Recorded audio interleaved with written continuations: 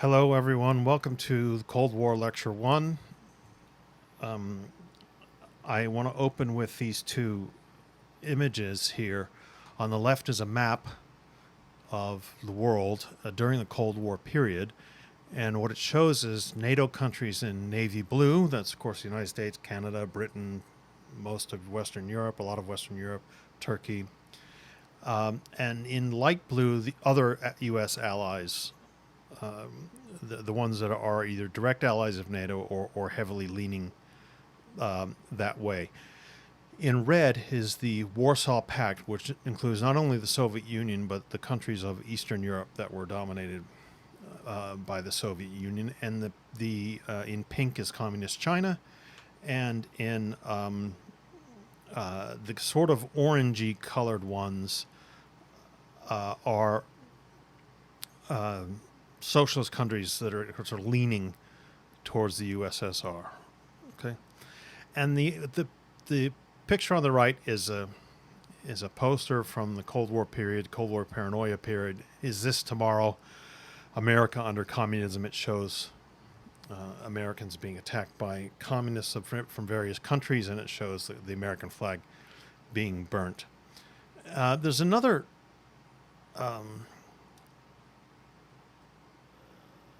image I want to show you. It's called This Godless Communism.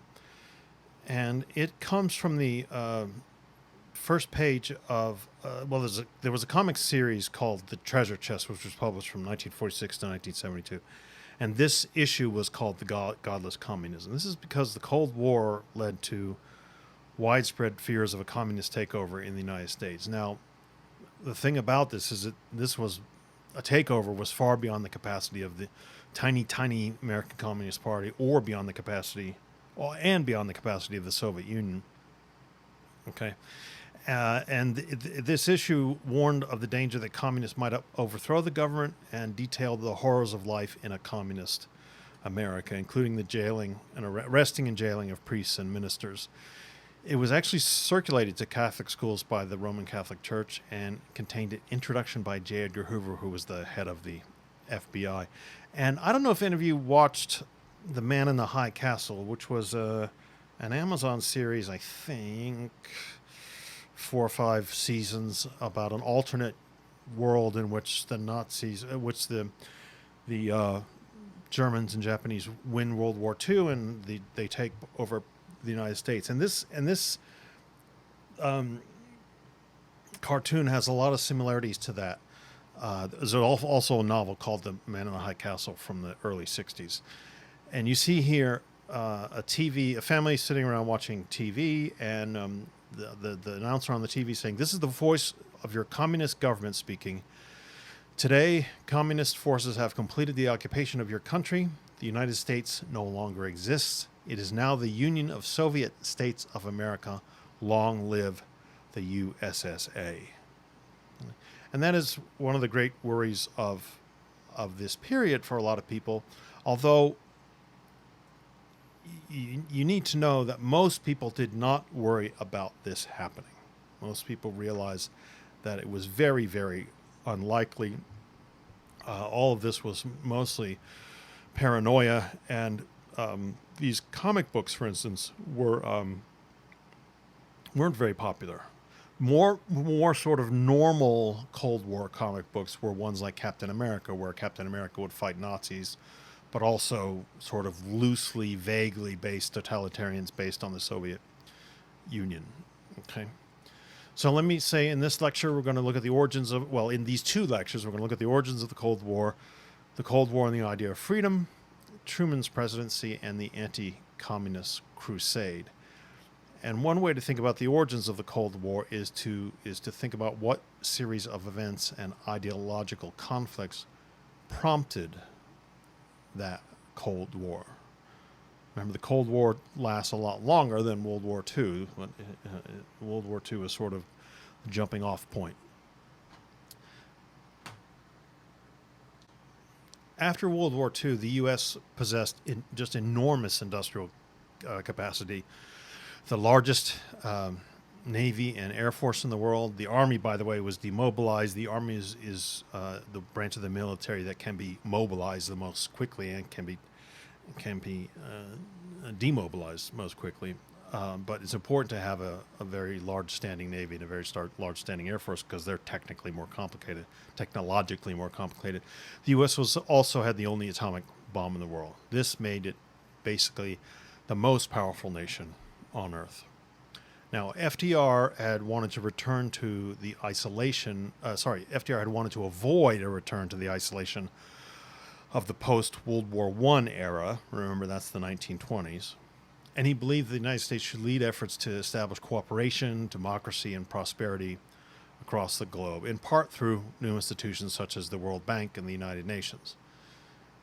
U.S. leaders believed that America's security depended on stability in Europe and Asia, and that American prosperity required the rebuilding of economies worldwide.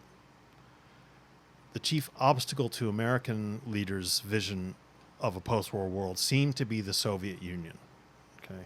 Remember, their victorious military occupied much of Eastern Europe and, of course, East Germany. So the Soviet Union's triumph over Germany and its claim that communism modernized Russia appealed to a lot of colonized people in the world who desired national independence. Okay, and so, like the U.S., the USSR intended to reshape the world in its own image.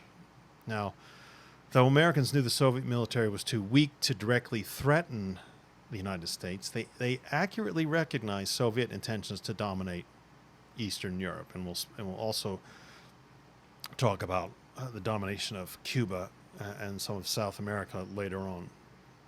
Now, remember, the wartime alliance between the United States and the Soviet Union was formed really only to defeat Hitler. Okay. The Soviet Union, being part of the overall Allied movement, was really formed only to defeat Hitler. Okay, so clashes between American and Soviet interests and values were bound to resurface after the war. The Cold War's first event occurred in the Middle East, where Soviet troops occupied parts of northern Iran where there were very rich oil fields. Now, pressured by the British government, the United States government, the Soviets withdrew troops from Iran, but simultaneously installed pro-communist governments in Poland, Romania, Bulgaria, in a move that they sort of compared to the U.S. domination of Latin America. So to many Americans, you see, Stalin seemed to violate his promise at Yalta for free elections, especially in Poland. And soon thereafter, a U.S. diplomat, George Kennan, in something called the famous Long Telegram, he writes this long policy brief, and it's sent, believe it or not, as a telegram. He told, from Britain, he told the Truman administration that communist ideology made the Soviet government inherently and permanently aggressive. Only the United States, Kennan wrote, could prevent the extension of Soviet communist rule in the world. This was the basis for the policy of containment, in which the U.S. aimed to stop all Soviet attempts to expand its power in the world. Okay. Then, this is 1946, Winston Churchill, the former British Prime Minister, gives a speech in Missouri, in which he declares that an iron curtain had fallen over Europe, dividing the free West from the communist East. So this reinforced these emerging beliefs that a long-term struggle between the U.S. and the Soviets was at hand. So in March 1947, Truman announced a new policy, which came to be called the Truman Doctrine. So now the United States was engaged in a global conflict with the Soviet Union. Okay? Now, we also have to remember when he became FDR's vice president in 1944, Truman was an obscure senator from Missouri, had little foreign policy experience. Remember, he's the one who had to give the approval for the atomic bomb. And as president, he soon faced daunting foreign policy challenges. Didn't trust Stalin, believed that the United States had to assume world leadership. Okay? So Truman decided to embrace containment when Britain signaled it could no longer offer military aid to Greece. Now, in Greece, the Greek monarchy had faced a communist-led revolt. Okay, and so military aid was necessary for Greece and Turkey, right? The Soviets wanted to have joint control of the crucial straits linking the Black Sea to the Mediterranean, and Britain asked the United States to jump in. Now, though unrest in Greece and Turkey was mostly homegrown and incited by corrupt and undemocratic governments, these states were strategically important as doors to southern Europe and doors especially to the oil-rich Middle East. So to win Congress's support for containment, Truman was told by his advisors to frighten the American populace. And he repeatedly invoked the nation's responsibility to defend freedom at home and abroad. We did it in the war, we have to do it again now. Okay? So Truman's rhetoric, remember, Truman again comes across as much more modest than FDR, even though he's a man with a steel backbone and a great deal more brains than most people had given him credit for at the time. He comes to be known as one of the great American presidents, but that's only much later after he's left office. So his rhetoric eventually lays the framework for how Americans supported and viewed the post-war world. And it became the, quote, guiding spirit of American foreign policy, as was said at the time. He gained Republican and Democratic support. Okay, so this initiated a long period of bipartisan backing for the idea of containment. And he gave a speech which showed the extent to which the Cold War was an ideological conflict, and in which both powers claimed that their social system was a model for other nations, and that they advanced freedom and social justice while defending their own security. So Truman really tries to shape it not only as a very practical problem, but as a very ideological problem.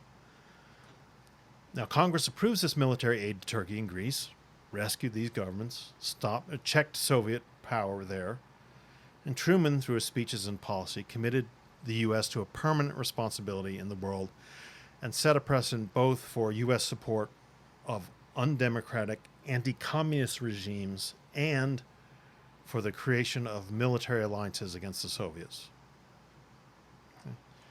Now, at home in the government, the Truman administration also soon established new national security agencies such as the National Security Council, the Atomic Energy Commission, and the CIA. Okay, they were removed from congressional oversight in 1947, became part of the executive branch. Very, very, very important. Okay.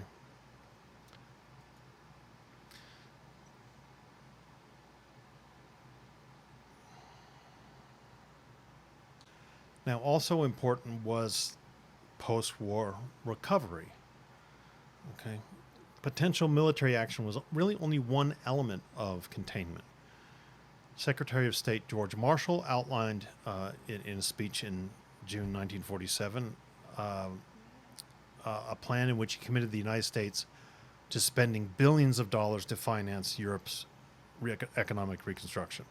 Okay, remember the destruction caused by war, by food scarcity, by inflation, plagued the continent. And these crises expanded support for communist parties in France and Italy, which American leaders feared might go communist anyway. Italy was notoriously unstable before the war and in the immediate aftermath of the war. And France had only recently become sort of reunited or unified more strongly under de Gaulle, right? But the French left was very strong and very influential, okay? So the Marshall Plan promoted the idea that capitalism, even after the Great Depression, would flourish, and it defined as a threat to American security not just Soviet military power, but the economic and political instability that nourished communism. So the Marshall Plan, you see, gives a positive meaning to containment, okay, making freedom more than just anti-communism. It represented a kind of a New Deal for Europe that would establish mass industry and mass consumption in order to provide employment and high standard of living for Europeans. Okay. By 1950, production in Europe exceeded pre-war levels, but the plan exacerbated tensions between the United States and the Soviet Union, by the way, which had been offered Marshall Plan but refused it, and tried to support their own plan to consolidate opposition to the U.S. in Eastern Europe. Okay. Now, along with 23 other nations, the U.S. simultaneously created the General Agreement on Tariffs and Trade. It's a very boring sounding thing called GATT, G-A-T-T, but it was extremely important. The idea was to foster more free trade and create larger markets for American goods and investment. Then in the other theater of the war, right, in Japan, General Douglas MacArthur administered a U.S. occupation that ended in 1948 with a new democratic constitution for Japan and land reform. The new constitution gave women the vote and affirmed that Japan would never again wage war and would only maintain a small military force for self-defense. The United States supervised Japan's economic recovery as well. Now, although U.S. policymakers considered dissolving the giant industrial corporations that had enabled Japanese aggression, this idea was scrapped when it was determined that a strong Japanese economy could check communism in Asia. Remember, right next to Japan, where Japan had been dominant, where Japan had dominated in the 30s, was China, okay, which had gone communist. Okay? So by 1950s, Japan economy was booming. Here's Truman giving his Truman Doctrine speech before Congress on March 12th, 1947, which includes containment, obviously. And here's a pamphlet, a page from a pamphlet in Holland, which says, "Without the Marshall Plan, your bread would be bare and so would your children." This is implying that the Marshall Plan is what's keeping continental Europe from starving and from being ill-clothed. And here's another picture I like, which shows, again, we tend to forget about the post-war era. The post-war era in terms of American foreign relations is at least as important as the war. Well, maybe not at least as important as wars. It's very, very important and should be studied more commonly by the public. These are bales of American cotton in a warehouse at the French port of Le Havre in 1949. This is part of the Marshall Plan aid program, and this shipment and shipments like this help revive the French cotton textile industry. They're having trouble getting cotton from other places, cotton from Egypt and places like that where they had gotten it before. But then, of course, we have what we call the problem of Germany. The Cold War really rapidly intensified. At the end of World War II, each winning power occupied and administered parts of Germany and its capital, Berlin. Now, the thing was, Berlin was located far inside the Soviet zone of East Germany. Okay, but an agreement after the war was that Berlin would have zones. It would be made up of 4 zones: the British, American, French, and Soviet zone, and and that the United States and Britain and the and France would have free access to their zone. So that's why we had East Berlin and West Berlin. West Berlin was the Allies, and East Berlin was the Soviet Union. Well, in June 1948, when the U.S., Britain, and France started a process that would lead to a new West German government being allied with them, the Soviets responded by blocking all air traffic from the American, British, and French zones to Berlin, zones in the city to and from Berlin. Okay. Sorry, did I say all air traffic? I should say blocking all traffic. There were roads that went from West Germany into the Allied sectors of Berlin, and train lines as well, and the Soviets cut them off. So Western planes began an 11-month airlift of supplies to West Berlin. Okay, this was the famous Berlin airlift. Now, Stalin eventually lifted the blockade, but the two nations, East and West Germany, took form, and in each allied with a different side in the Cold War, and Berlin stayed divided. Okay, West Berlin survived as an isolated city surrounded by communist East Germany, and only in 1991 was Germany reunified. Also, then, the next year in 1949, the Soviet Union tested an atomic bomb. That ended the U.S. monopoly on nuclear arms. Okay. Also, again, this shows the intensification of it all. The same year, the U.S., Canada, and 10 nations in Western Europe created the North Atlantic Treaty Organization, NATO, which is a mutual defense pact to prepare in the event of any Soviet aggression in Europe. Okay. Now, many Europeans applauded when West Germany joined NATO because they hoped it would prevent future German aggression and would also defend against Soviet advances. So later on in 1955, the Soviets respond by forming their own military alliance in Eastern Europe called the Warsaw Pact. Also in 1949, and this is almost always forgotten because the Soviet Union seems to grab all the headlines, Chinese communists led by Mao Zedong won the civil war in that country and dealt a heavy blow to U.S. containment policy. So the Republicans, for instance, criticized the Truman administration very heavily for having lost China to communism. And the American government, the Truman administration, did not recognize the new People's Republic of China and prevented it from taking its seat in the United Nations.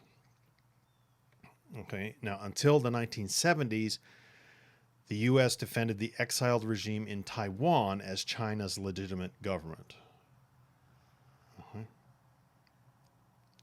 In 1950, the National Security Council responded to the growing tensions in Germany and with China's new government and with the Soviet atomic bomb with a policy of permanent military armament. A famous document called NSC 68 expressed this new policy, and it depicted the Cold War as a worldwide historical conflict between the idea of freedom and the slavery of the Soviets that would determine whether the, quote, free world survived. Okay? And so NSC 68 spurred monumental increases in military spending. This is a picture of children in Berlin celebrating the arrival of a plane bringing supplies to counter the Soviet blockade in 1948. This is a Berlin airlift picture. Okay, and NATO. This is 1955 in the shadow of the Eiffel Tower, which you can barely see in the background there. NATO delegates vote to admit West Germany to membership, which symbolized the political and military integration of Western Europe. And I haven't talked about Korea yet, but I will in a second. Poster issued by the Defense Department of a poster issued by the Defense Department's Office of Public Information in 1950 sought to drum up popular support for a war in Korea. Okay, that's also a 1950 thing, but I'll get to that in a second. So here we have again the map of Europe showing the division between communist and non-communist nations. This would last for nearly 40 years. Okay, technically Yugoslavia, Austria, Switzerland, Sweden and Finland are neutral. Ireland's neutral. Spain's neutral. Okay, and then the other countries are allied with either NATO or the Warsaw Pact. Okay, now Korea. I should move that slide, that earlier slide from up there to down here. But anyway, the Cold War first turned hot in Asia, not in Europe. In 1945, Korea was split into Soviet and American zones. These two governments, a communist North Korea and the anti-communist and democratic South Korea, communist North Korea was allied with the Soviet Union, democratic and anti-communist South Korea was allied with the United States. Okay. In June 1950, North Korean troops invaded the South in an attempt to unify the peninsula under communist rule, and they nearly conquered all of South Korea. Now, Truman interpreted the invasion as a Soviet challenge to U.S. containment policy, and the UN authorized military action. American troops led by General Douglas MacArthur, launched a campaign that resulted in U.S. occupation of most of North Korea. But in October 1950, hundreds of thousands of Chinese troops crossed the border and pushed UN forces back down the peninsula. When MacArthur demanded the right to use nuclear weapons to repel the Chinese and perhaps even to invade China, Truman said no, and MacArthur had a fit, refused to recognize the president's civilian control of the military, and he didn't obviously drop bombs, but dropped the bomb. But he made enough of a stink and was enough of a prima donna that he was dismissed by Truman. And this initially was seen as a very, people thought that, well, that's the end of Truman. MacArthur's really popular. No one's going to side with Truman after that. Well, it turns out that most Americans did side with Truman because they believed not only in the civilian control of the military, but they thought it showed real backbone. And this is probably the first time that the public had seen the very famous stubbornness of Harry Truman. Okay. Now, eventually the war reached a stalemate around the 38th parallel, which is now more or less where the border of North Korea and South Korea is. And 1953, an armistice left the two pre-war nations intact without any formal peace treaty. More than 33,000 Americans, 1 million Korean soldiers, 2 million civilians, and hundreds of thousands of Chinese troops died. Okay. So the Cold War that had begun in Europe now became global in scope. Events since 1947 suggested that the world had not found peace, as has been hoped in 1945 when the UN was founded. Instead of one world living in harmony, the world was split between the United States, which became known as the West, including Japan, or the free world, and on one side, and the communist sphere on the other side. The U.S. goes ahead and forms more military alliances in Southeast Asia, SEATO, Southeast Asia Treaty Organization, and in the Middle East, CENTO, right, CENTO, which effectively surrounded the Soviet Union and China. Okay. These are Chinese communists carrying portraits of Mao Zedong after the country, who took control of the country's government in 1949 after a long civil war. This is a map of the Korean War, right? It shows where General MacArthur launched his surprising attack at landing at Incheon. Okay, and this is a street battle in Seoul, Korea during the Korean War, and it illustrates the ferocity of the fighting. And unlike World War II, the numbers of soldiers on the ground in any one battle was a lot more sparse. Okay, so this sort of presaged the Vietnam fighting. You don't have masses of battalions moving up and down the peninsula like you had across Europe in World War II and across the Pacific in World War II. Now, there was, of course, opposition to the Cold War. In the Soviet Union, Stalin's regime was brutal, and it had jailed or murdered millions. Its authoritarianism made the Soviet Union seem antithetical to free enterprise and to democracy, but some Americans argued that approaching the Cold War as a titanic struggle between freedom and slavery was problematic. Even George Kennan, you remember famous George Kennan of the Long Telegram, the containment policy, argued that that U.S. leaders should avoid ideological decisions and view international crises on a case-by-case basis if they were determined if freedom or American interests were in danger. Okay. Walter Lippmann, a prominent journalist, condemned turning foreign policy into an ideological crusade that required the United States to constantly intervene abroad and violate its own ideals by allying with authoritarian anti-communist governments, many of which, by the way, faced rebellions in their own countries sparked by domestic problems, not by Soviet subversion. Lippmann argued that communists were bound to be part of the movements for national independence that the United States itself should support, and then hopefully after, if those independence movements were successful, people would choose a Western-style democracy over a communist government.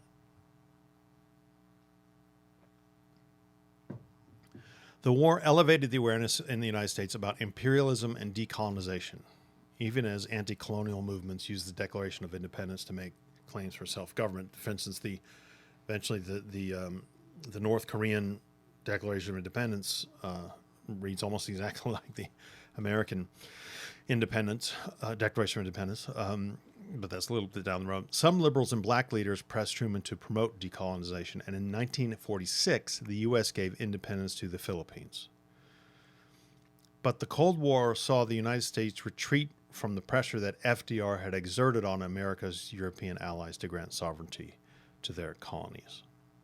Britain and France hoped to retain their possessions in Africa and Asia, and while geopolitical and economic interests influenced the U.S. policy as much as ideas of freedom, U.S. policymakers used the language of freedom to justify actions that seemed to contradict freedom.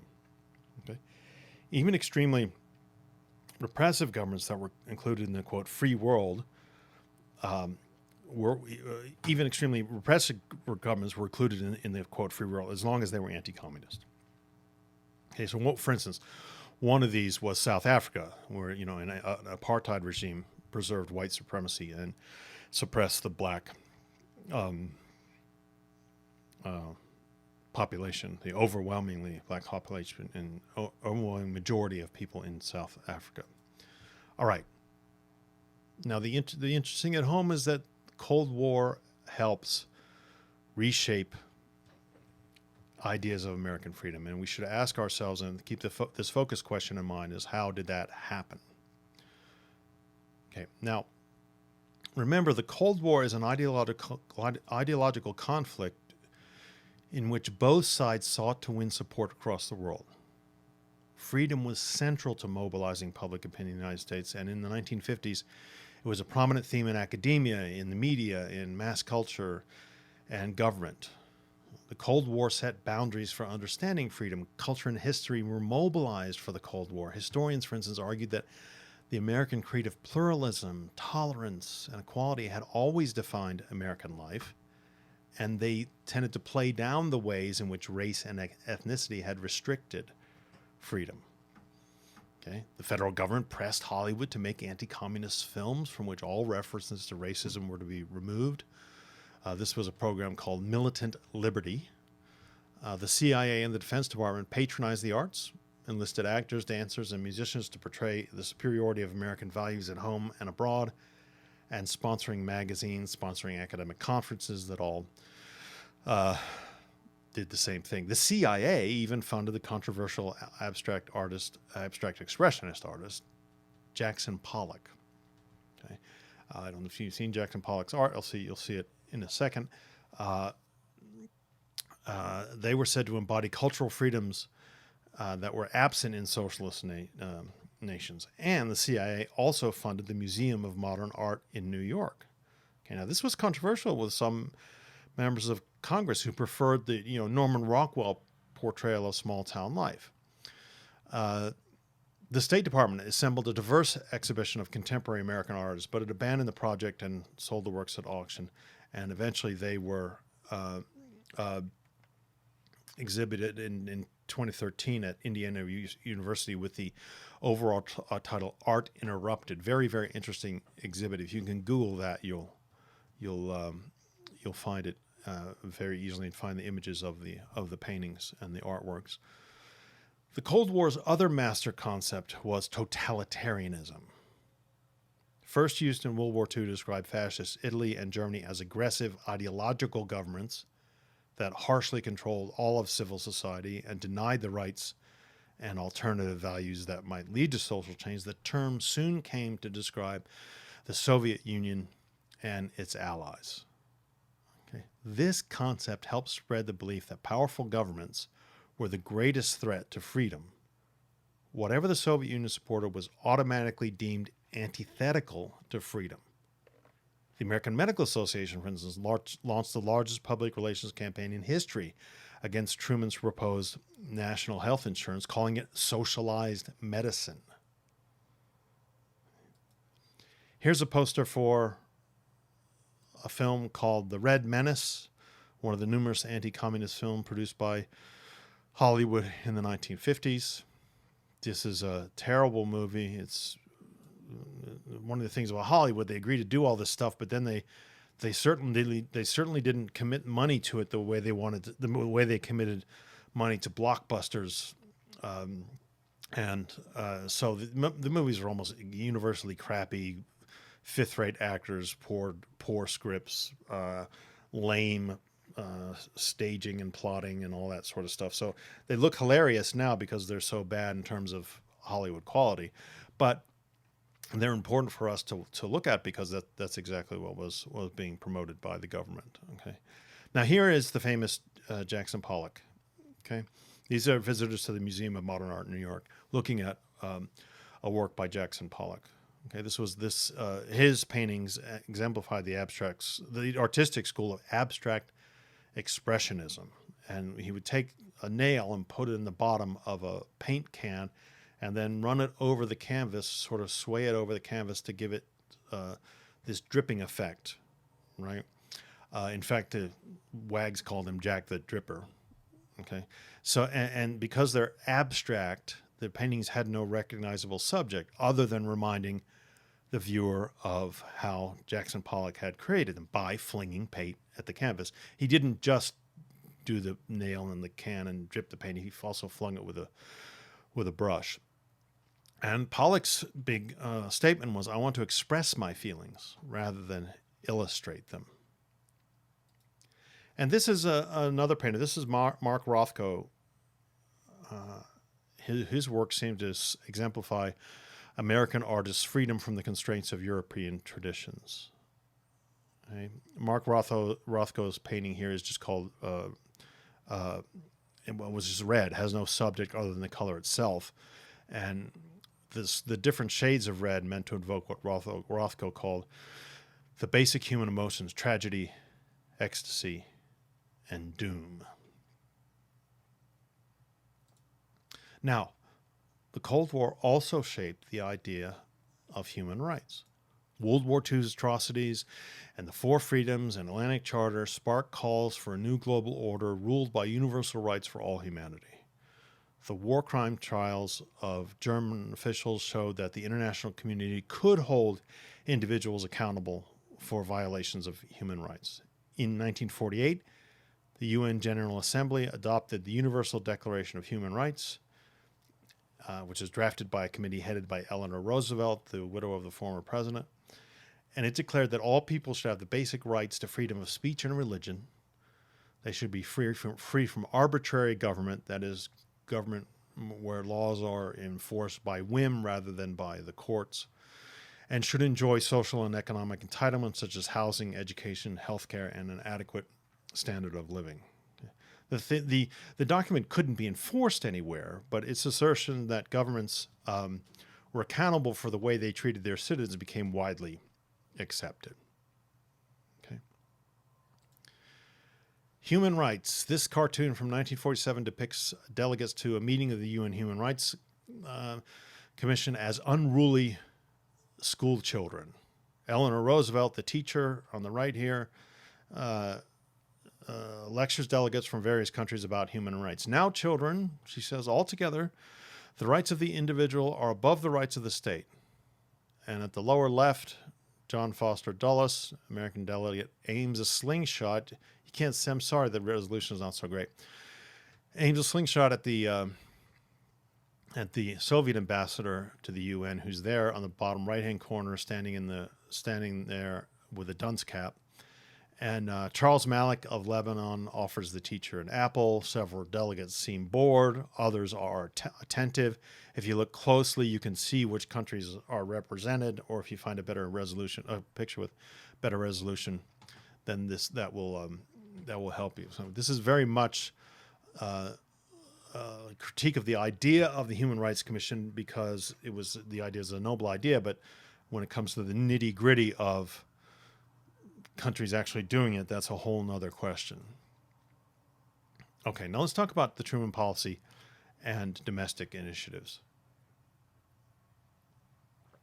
Sorry, I should say let's talk about the Truman presidency and focus on what major policy initiatives did he undertake. After the war, Truman faced the monumental task of shifting the United States from war to peace. The more than 2 million men still in the military in 1945 wanted to return home to their families and jobs, and demobilization, that process, occurred pretty rapidly. Okay, well, some veterans found civilian life difficult. Others used GI benefits to build homes or buy homes, start small businesses, go to college.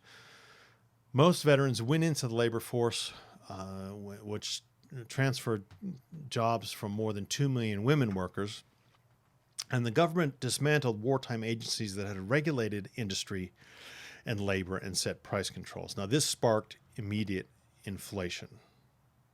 Okay.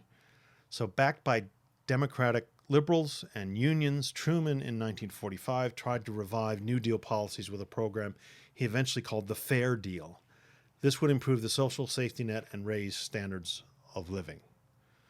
Truman pressed Congress to hike the minimum wage, create a national health insurance system, increase public housing, Social Security, and educational aid. And this was very, very difficult to get through Congress. And in fact, national health insurance thing is a thing that's still with us, disputes that are still with us today. 1946, the first year after the war, was one of labor revolt. The AFL and the CIO, the Congress of Industrial Organizations, launched something called Operation Dixie to bring unions to the South and end the anti-laborism of Southern politics. Okay, they sent hundreds of labor organizers into the region's textile mills, steel factories, and fields. With no more overtime work for war production and skyrocketing inflation caused by the end of price controls, workers' real incomes dropped sharply. Okay, 5 million workers responded by going on strike to demand high wages. Okay, 750,000 steelworkers conducted the single largest strike in U.S. history up to that point. Even Hollywood studios shut down because of striking workers. One observer called it the closest attempt at a general strike. That's a general strike of all workers in U.S. history. General strikes are something that happened in Europe after the war, before the war and afterward. It hadn't happened in the United States, and this was as close as it got. Now, this strike wave alarmed Truman, who became hostile to the unions and won an injunction to force, for instance, striking coal miners back to work. Now, in 1946, in the midterm elections, middle-class voters who were scared by labor unrest voted Republican, and many workers angry at Truman's policies stayed home. So the Democrats lost both houses of Congress to the Republicans for the first time since 1920. Okay. And Operation Dixie, that union thing I mentioned a minute ago, capitulated to the opposition of Southern employers and white workers' racism, which kept intact Southern political power in Washington. Okay. The 1946 election secured the continuing domination by a coalition of conservative Republicans and Southern Democrats. Republicans turned aside Truman's Fair Deal program and enacted tax cuts for wealthy Americans. Over presidential veto in 1947, Congress passed the Taft-Hartley Act. That act sought to reverse some of the gains made by organized labor in the past decade. Among other things, it authorized states to pass right-to-work laws, prohibited compulsory union membership, and it also forced union officials to take anti-communist oaths. Now, the act made it considerably more difficult to organize unions and over time contributed to the decline of organized labor's share of the workforce. Okay, dramatically contribute to that decline. Okay. Here, I want to end this lecture with a picture of numerous veterans signing up for college classes, right, by using GI Bill funds. Okay, and two things I want to mention about this picture. One is that you notice that You may not notice, may not realize this, but these college students are not 18. They're 22, 23, 24. They're coming back from the war. But also they're all white because in places in the South, because in order to get the GI bill passed in Congress, the Truman administration had to, the FDR administration had to allow it to be organized or the funds to be distributed by the states. Okay? And so in the South, very often African American veterans, black veterans, didn't get GI Bill benefits. So, like so many other things in the 20th century, in order to get a bill passed, an administration or the majority of Congress has to cave into the minority from the South and not cave in directly and obviously to racism. They didn't cave in and say, we're going to allow you to discriminate against race, but they allow state and local control over these programs. So what state and local control ends up meaning at the point of state and local control is that those officials can determine who gets these benefits and who doesn't. So the GI Bill is wonderful for Americans, for white Americans, and for African Americans in the North. Although in some places that are considered the North, like Indiana and downstate Illinois, there was a great deal of racism, but it was not helpful at all to African American veterans in the South. And remember, these are veterans from the war.